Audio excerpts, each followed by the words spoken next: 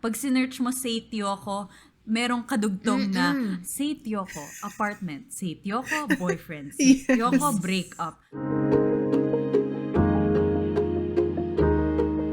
Hello everybody and welcome back to another episode of Camp Confidence Season 6 with another Madam friend of ours. Yes, I'm so excited Super for our excited ako guest sa episode for na to, today. Madam. Ako rin, sobrang excited ako sa guest natin for today kasi, girl, she has been there for like my whole content creation journey, like from the beginning, as in, this is one of my OG amigas bago pa nagka-pandemic.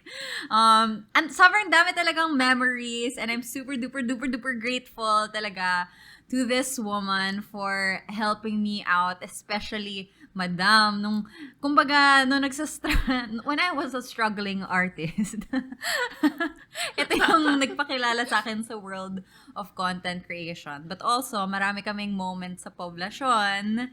So, we had a lot of good times bago tayo mag-lockdown. So, chichikahin natin siya today. But I guess to give you guys a quick background, how did we meet? We met kasi sa Instagram, nag-comment siya dun sa picture ng ex ko and sa akin. Tapos, sabi niya, oh my gosh, you guys are so cute. Tapos parang oh my gosh, pinafollow ko tong vlogger na to. Tapos, after nun, nung nag-break kami, nag-DM siya sa akin. Sabi niya, girl, ano nangyari sa inyo? Let's have wine. After nun, we became friends. Kasi nag-break kami ng ex ko. So, naging friends na kami. And then, that was the start of our friendship. Oh my God. So, ikaw naman, Rizza, how do you know our Madam friend for today? Oh my gosh, our Madam friend for today, who doesn't know her? Hello, yan ang yun ang tanong. She's the OG of YouTube na parang before pa ako mangarap na gusto ko rin maging vlogger. Parang she's up there already. Na parang, oh my gosh, how can I have confidence na katulad nito kay Madam? Diyos ko, Lord. Tapos, yun, I've always been a fan of this Madam. And mas naging fan ako when you told me about her. Na parang, oh my gosh, ito si Madam na to, mas mabait pa siya in real life. Ganon. Sobra, You should meet yun. her, ganyan-ganyan. Di ko pa siya actually nami-meet in person and I hope very soon. Nagka-DM lang kami on Instagram and meron siyang cutie pie dog na hopefully makapag-playdate kami with Bagnet. But without further ado, Madam. Let's introduce That's all. Madam Say Tioco. Hi, Say! Hi, Aingin and Rizza. Thank you for having me. Thank you so much for joining us. And syempre, Thank you. Diyos ko, ang aga ng recording on a Wednesday as usual. But thank you for Yes. making time. Of course, Thank you. of course. Thank you. Ayan. So for today, our episode is all about navigating your 20s unapologetically. And I just wanna emphasize unapologetically because if anything, si Say yung pinaka-unapologetic person na kilala ko. As in, kebs to the world talaga. Si Say. So, kaya gusto namin ma-introduce sa inyo si Say para makita nyo kung paano yung story niya. If you were to introduce yourself to a group of strangers, how would you do it? To our listeners for today, we want you to be able to express yourself. First time ka nila mamimit, how would you say, hi, I'm Say Tioco? So I would start by saying, hi, I'm Say Tioco and I create content online. So I don't like saying na, hi, I'm an influencer. I don't like it kasi in a way there's a negative connotation kapag influencer. So I like saying I create content online.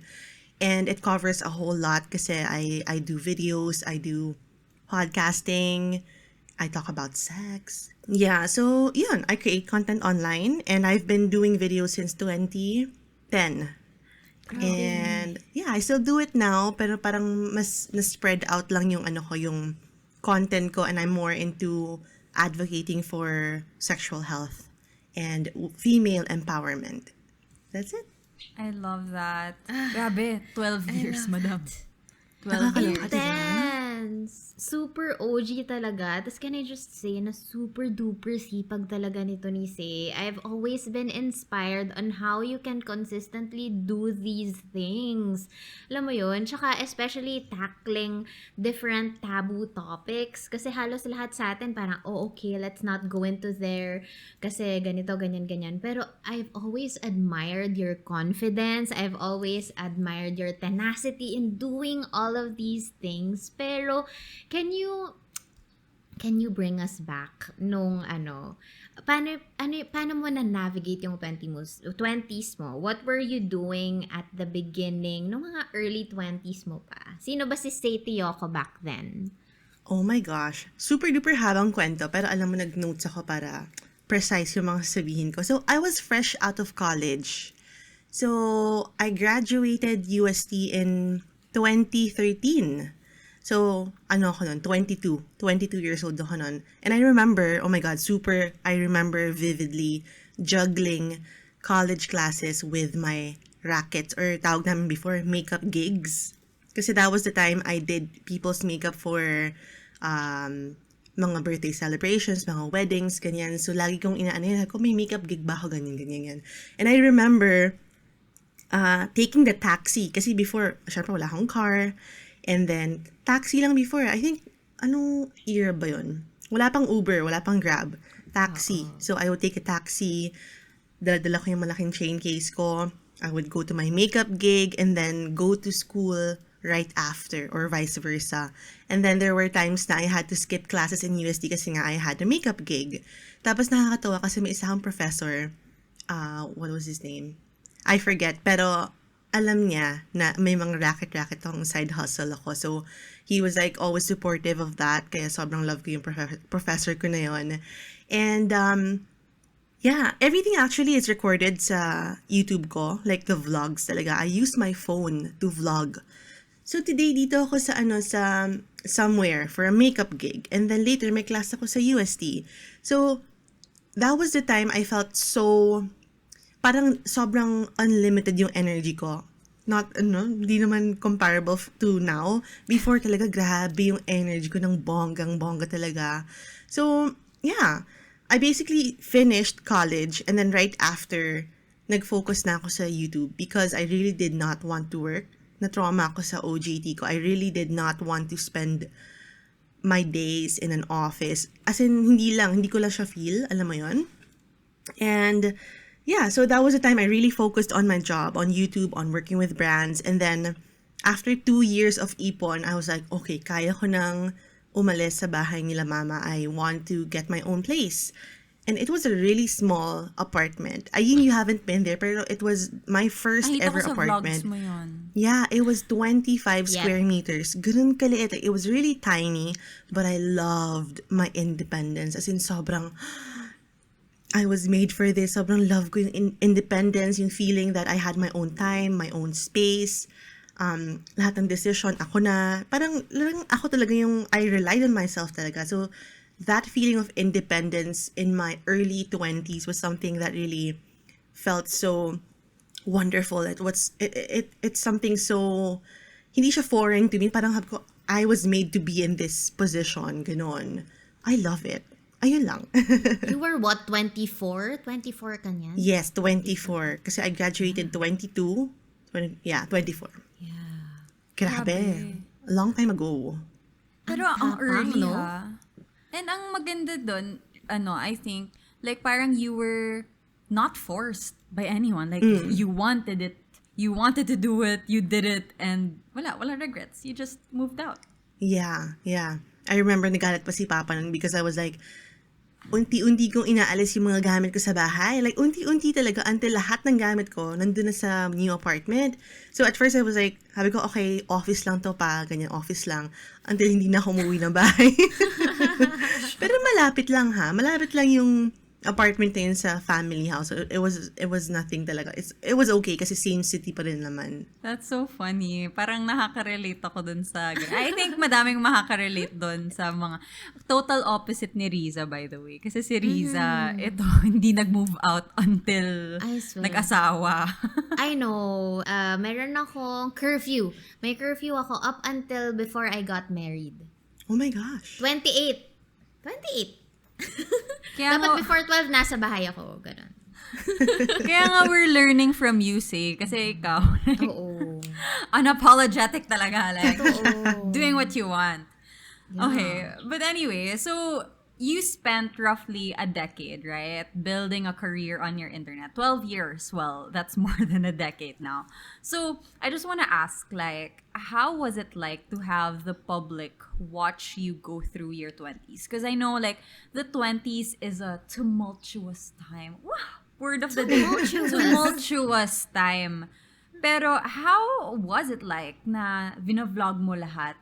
Updated sila. Pag sinearch mo Say Tioco, merong kadugtong na Say Tioco apartment, Say Tioco boyfriend, Say Tioco breakup. Paano mo ginawa? Nakakaloka. You know, it felt really good to have a set of kumbaga online friends or support group. Kasi yung ibang viewers ko from way back, naging friends ko talaga sila in real life. And it was really good to have that support from the online world. Kasi diba, every milestone that I achieved in my career, nandun sila lagi, even if we don't know each other personally. And of course, kung may ganon na ups, which is the support that I get from people I don't even know, may downside din. Kasi diba, lahat talaga sila sumabaybay. And when I say subaybay, even the ugly parts nandun sila.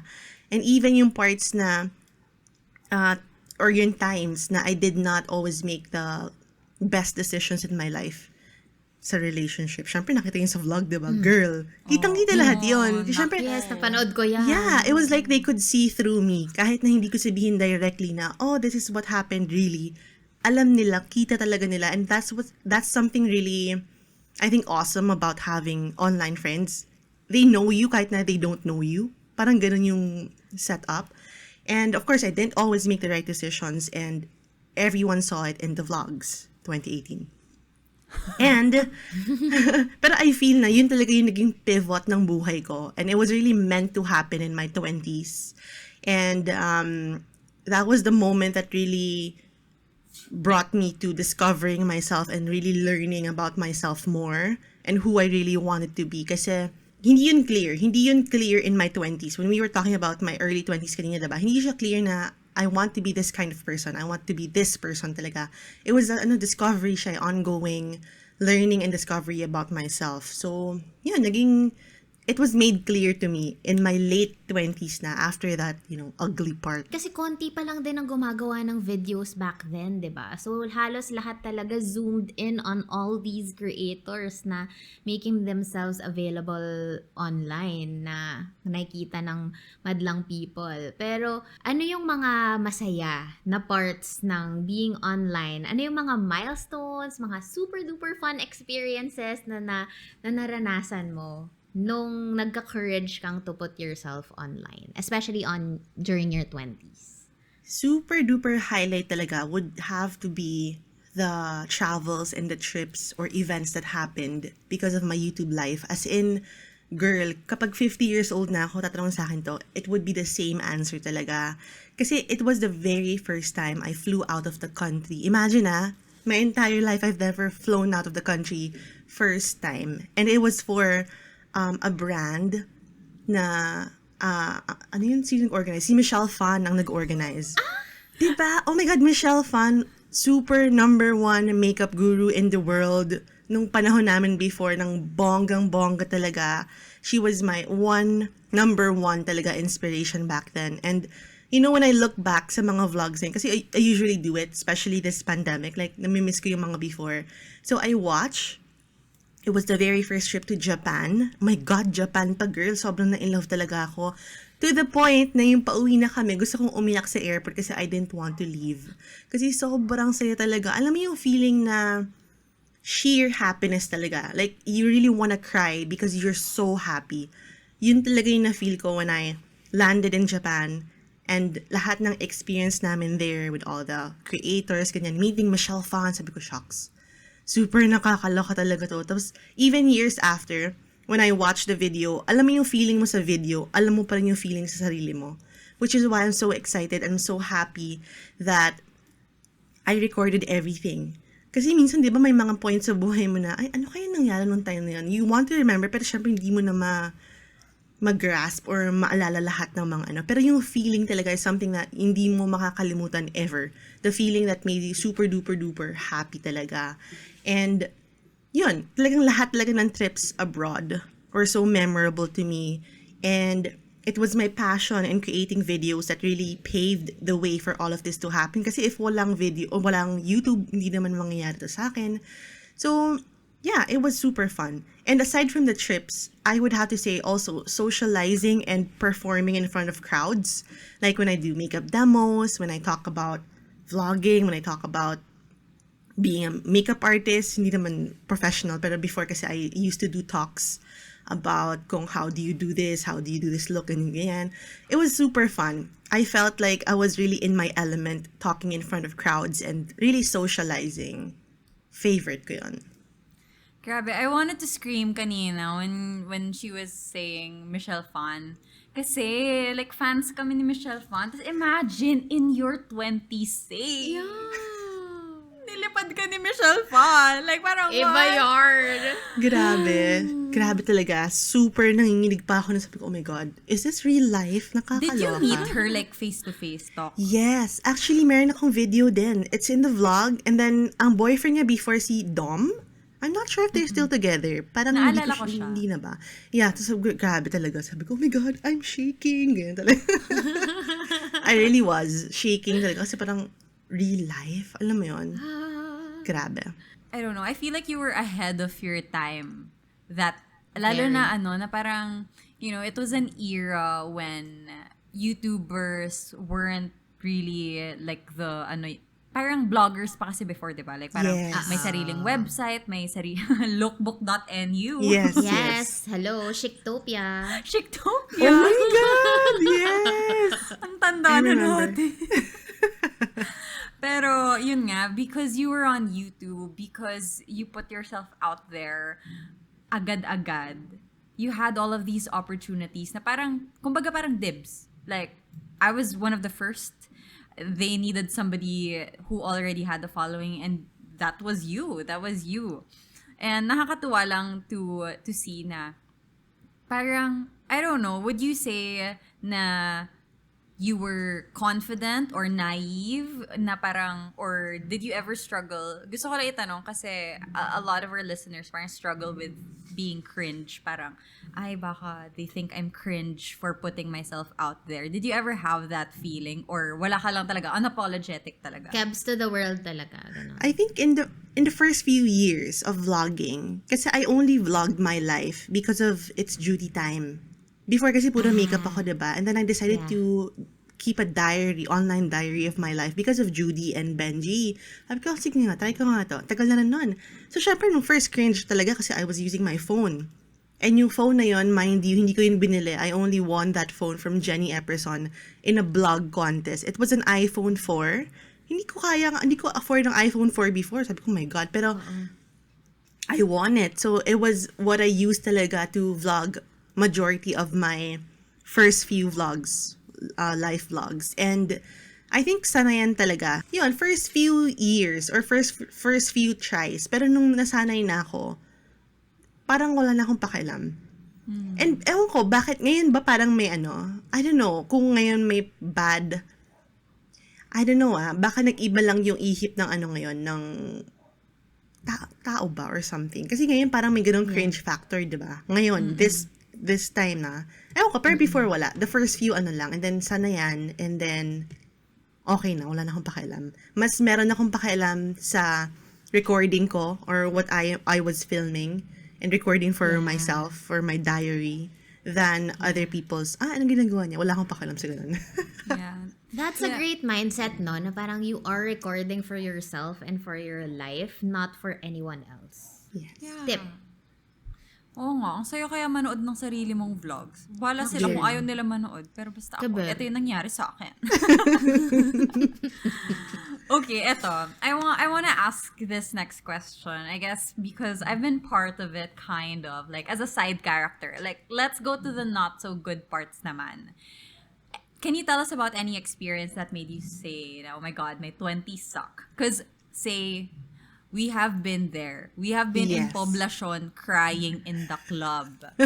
And sinasabi natin, there's no crying in the club right now, pero we were crying in the club many, many times in our lives. Oh my God, yes.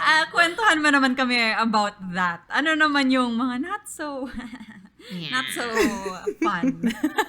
My God, alam na alam ni Ayin to all too well. As in, oh my God. I think the worst part, Ayin, you were there. Pero I don't feel like this experience made my 20s suck. Hindi siya yung parang feel ko, ay, ayoko na ng 20s ko. Hindi. It was like, it was the shittiest part. Kasi talagang rock bottom siya. When I say rock bottom, my God, rock bottom talaga. And it was when I met the wrong crowd and when I let the wrong people come into my life. Kasi lahat talaga nag-domino effect. And lahat affected. My relationship with my family, mental health ko, emotional health, even my physical health. Because I was drinking a lot nung time na yan because I was trying to process pero hindi ko kaya. So, I drowned myself in red wine. Wine ako ng wine. For breakfast, pag anxiety, anxious ako, wine ulit. Ganyan. So, it really took a toll on my health talaga. Pero I mentioned earlier, the most important pivot in my life happened during this time. Kasi after that horrible rock bottom, which is a bad breakup with a toxic relationship, with a toxic person, a horrible person. With a narc. Yes. I felt closer to who I am truly supposed to be. After all of that, I really felt like it's okay. Ito yung path na kailangan mong tahakin. Wow, tahakin, girl. Yes! It was really a wake-up call. Kasi it was like all my life, buong 20s ko, lagi ako nasa relationship. Wala akong isang taon na ako lang. Well, parang eat, pray, love talaga ang peg ko, girl. As in, ganun talaga yung format ng buhay ko talaga.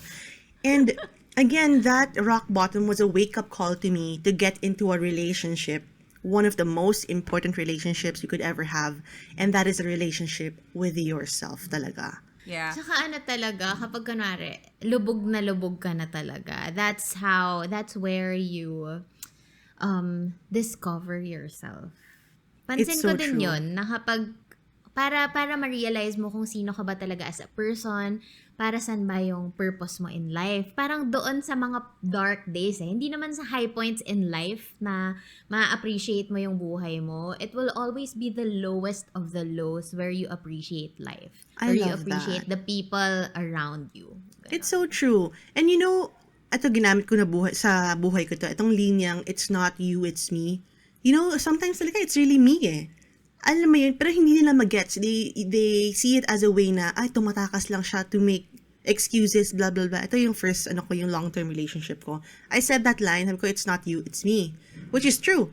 Kasi ang dami kong trauma sa buhay ko, ang dami kong gustong i-process sa ulo ko na hindi ko kayang i-process that moment, pero hindi niya magets yun. So, syempre, I'm still better off kasi how can you be with someone like that na hindi kayang understandable naman because, pero yun, totoo yun. When people say it's not you, it's me, some of the time talaga naman, it's them talaga. Kasi they're trying to figure out things on their own na hindi nila kayang i-figure out at that time. Yeah. Right? And you just need to accept it na I have some issues I need to address. And Yes. if you allow yourself grace and time to actually process it, that's good for you and it's good for the people around you too. Yes. I love that. True. Therapy na naman tayo. Ay, iba to. Second level of therapy na ito.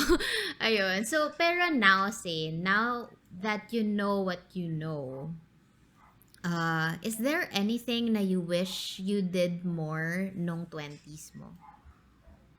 If I had the wisdom now before, nung time, oh my gosh, girl, I really wish I dated more. I wish I did not restrict myself and allowed myself to be led by the beliefs and standards created by society. Kasi I feel like I did that unconsciously pala. I did that unconsciously. So, that time I did not know what I wanted to be. Truly, what I wanted relationship-wise, ganyan. And when the time came that I wanted out na, I wanted to figure things out on my own, umalis lang ako. I just bolted and I hurt people along the way kasi nga I did not have the emotional maturity that I have now. Wala. I didn't know better. Sabi nga ni Maya Angelou, di ba? If you know better, you do better. Pero before talaga, I didn't know better. So, mali talaga yung mga ginawa ko. But, you know, inside me before, there was a fight talaga. It was like a fight between, this is what I think I'm supposed to be. Pero yung isa naman, this is what I really want to be. So, sobrang laban yung dalawang yon. Pero alam mo, wala akong regrets. Kasi, every single thing that happened before led to this moment right here, where everything is in its place. For me, I feel like everything is in its place right now, and I couldn't be more content. I-compare mo from before to now, grabe. Alam mo, can I just say, like, I'm really proud of you for saying that. Yung Thank you. dating more. Kasi, you were, like a serial monogamist, which I was as well. Like, alam mo yun, like, relationship, long-term. And it's hard to do that when you jump from one long-term to another long-term. Exactly. Tapos, lalo na if they're not healthy relationships. Buti kung healthy long-term relationship. But if it's not healthy, then you kind of rob yourself of the opportunity to grow. So now that, it's nice that you said that. And sana our listeners are also listening. Makinig kayo. Guys, date around, meaning, like, allow yourself to know what you want and don't want before settling down and, committing agad-agad. Alamin nyo talaga sa sarili nyo. Yun lang. Explore, mga sis. Yes. Ayan, eto, tips naman. Let's go to tips. If you could give 20-year-olds, say, 20, so nasa college ka pa nito, 3 tips to navigate her 20s, what would it be? Number 1, I have 3 Number 1 would be, have a healthy outlet to pour out all of your frustrations, anger, and negative emotions. Kasi ako, ever since bata ako, feel ko I'm a person who feels very deeply. And kahit ngayon, I still feel very deeply. And ang tendency ko kasi before, when I feel so much, I run to the wrong people. Kunwari galit or something, I just really run to the wrong people and I run to vices, which is bad. Diba? And before, wala talaga akong idea about therapy. So I would say, go to therapy to heal your traumas. Kasi back then, again, I did not have any clue about healing, traumas, your inner child. Wala talaga, as in wala akong ka-idea about that. Pero now I realize na yung healing mo, it affects so much of your life. The way you see life, yung mindset mo, the way you connect with other people, the way you make decisions. Sobrang lahat talaga ng aspects affected by how much healing you have done within yourself. So I would say, to 20-year-olds, say, girl, go to therapy. Now na girl. Number 2, number 2, girl, put your trust in your family and no one else. Family will always be there for you. Kahit na growing up, mag-away-away kayo, whatever. Tignan mo, pag tumanda ka, ang mangyayari dyan, mas lalo lang lalalim yung relationship nyo, yung bond ninyo.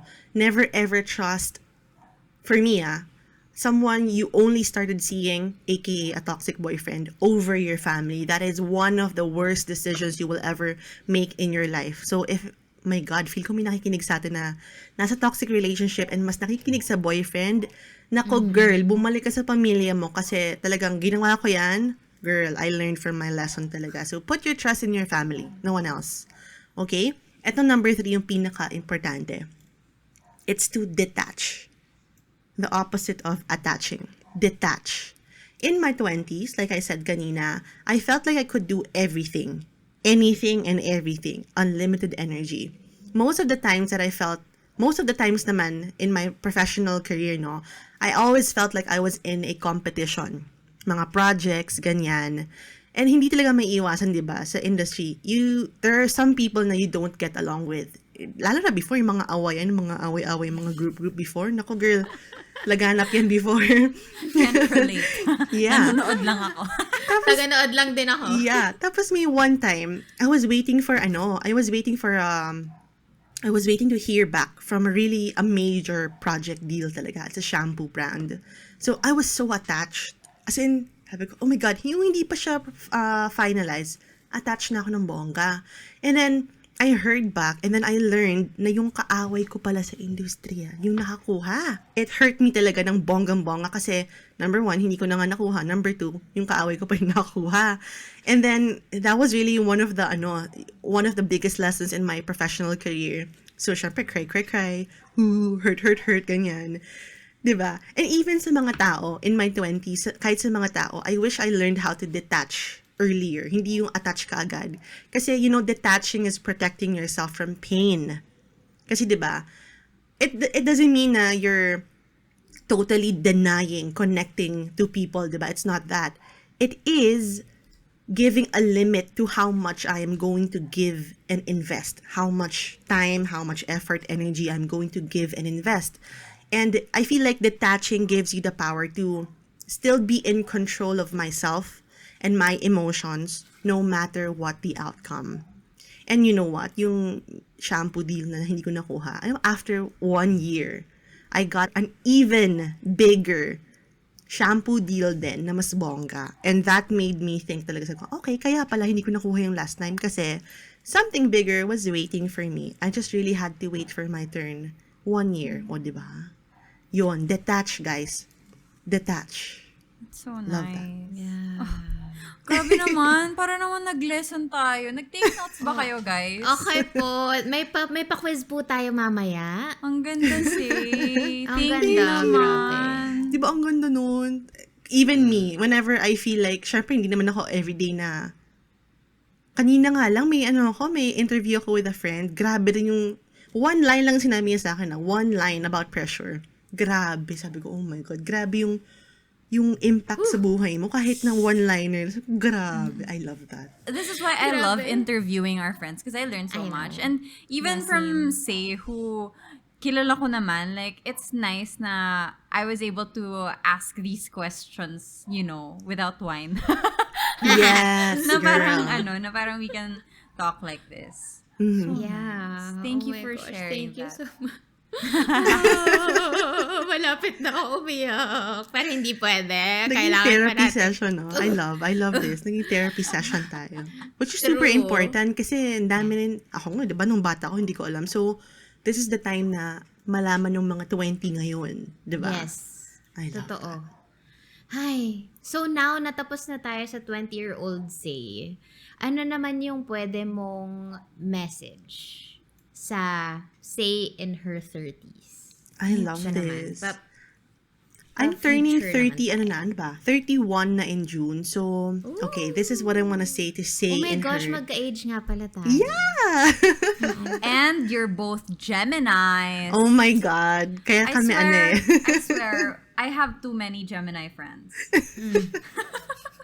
Anyway, go. What's your message to Say in her 30s? In her 30s. I want to say na I am excited to venture in my 30s with all the wisdom that I have acquired in my 20s. I know, ito kinakausap ko sa sarili ko, no? I know you are well equipped to handle most of the things that are yet to come in your way. Keep learning, never stop learning, and keep going no matter how slow you go. If you are tired, rest and get some sunlight. Kasi talaga, girl, ang sunlight is bongga-bongga. And Sobra. remember that life is only yet to begin. The best things are yet to come. There are so many people you will still meet and places you will go. So enjoy every second of it and continue vlogging and recording everything. Sabi nila life starts at 30. Actually, hindi nga eh. Basta life starts whenever you want it to start. Alam mo yun? So just enjoy everything. Bet! Yes, diba? I love it! Life love it so starts much. whenever you want it to start. You are in control. Yes, you are. Oh, those goosebumps. Yes. Guys, we have learned so much for today. Wait lang. Okay, debriefing tayo. Rizza, anong takeaway mo kay Say today? Anong Diyos ko, natutunan? Anong Lord. favorite mong natutunan from today? Ang favorite kong natutunan is that you really have to detach yourself with everything. It could be people, it could be your emotions, it could be your own negativity, but detach yourself. Always zoom out of the picture because hindi mo makikita yung buong buhay mo if you're too zoomed in on yourself, on your success, on your goals, on toxic people. So every now and then we have to, alam mo yan, ease a bit, zoom out, get some sunlight, and ayun. It brings so much peace kasi kapag knowing na you are not your own emotions, you are not the things that's currently happening in your life, na parang it's very empowering din na hindi to nangyayari dahil you are destined, sinasabi nila na mangyari sa'yo. Then again, you can always control how you react. You can control your emotions. You can control how people treat you. Love that. Ako, ang favorite kong takeaway is yung when you said na you need to go back to your family and listen to your family. And okay, I guess not everybody is blessed with a family that's supportive like yours, mine, like Rizza's. So maybe, I guess, when we talk about family, like a support system na nandyan talaga for you. Proud lang ako na you were able to say this today because I witnessed that era of your life. My gosh, I have been in calls with her sister. Oh my God, I remember. As Sabi na in- message ako ni Ayin. Oh my God. As in, nakakatawa kasi like sometimes we would be out ganyan. Tapos her family talaga really, really cares about her. And to the point na they know na Say is out with me. They would call me to check on Say. Imagine having a support system like that. And I'm just so proud na you're in the era of your life where you recognize the people who love you and support you. Tapos natutuwa ako every time I see you guys having lunch ng Sunday. Parang, I also feel proud as a friend, and I also feel peaceful knowing na you are in a much better place, na you went through your 20s unapologetically, but at the same time, learning everything, taking all those lessons with you, and all that wisdom with you moving forward. So, oh my gosh, nami-miss ko na talaga yung mga kaganapan natin. Mag-lunch naman tayo soon. Oo nga, please. Yes, brunch or lunch. Brunch talaga. Very Kasi tita boss. actually, gitna natin si Say. Si Gitna Rizza nat- nasa south, ako sa north. Ikaw BGC. So, G. kita-kits. Puntahan na lang natin si Say para gitna. Yeah. Anyway, Say, we'd love for you to plug your socials kahit hindi naman kailangan. Pero let our madamhood know saan ka nila mahahanap, mapapakinggan for more of your content. I love that, Madam Hood. Ay, bongga. yeah. Thank you so much for having me here in Camp Confidence again. If you want to check out my channel, actually search yun lang Say Tioco on YouTube, on Instagram, I am Say Tioco, and then on Spotify, I am Ask Say the podcast. And in there, we talk about sexual health, we talk about toxic relationships, we talk about everything about life, love, sex, real stuff, and things we don't usually talk about. Mental health, ganyan. Love it. Yay! Thank you so much, Say, for joining us here today. Sobrang excited kami ni Rizza. Lagi ka namin chinichika dito. So, Excited na ako mag-journal after this. Ang dami kong natutunan. I love it. Thank you so much. Thank you. Thank sa you. mga madam namin, if you guys enjoyed this episode, please tag us, tag Say, tag Rizza, tag me, and tag at Camp Confidence Radio. And if i-review nyo kami, 5 stars minimum, please. 5 stars. Thank you. Thank you, mga madam. We love you. We love you. Bye! Bye.